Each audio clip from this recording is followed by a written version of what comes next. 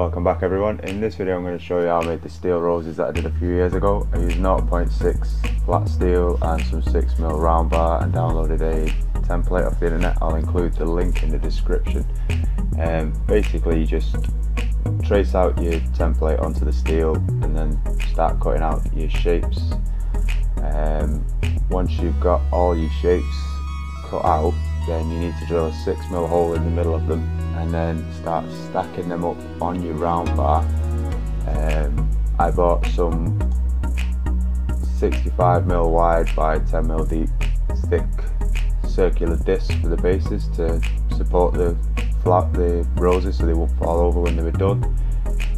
Then once you've got all your shapes onto your round bar, you need to tack them onto your round bar and then tack your round bar to your base. Then you can start having a bit of fun with it and start bending them into shape.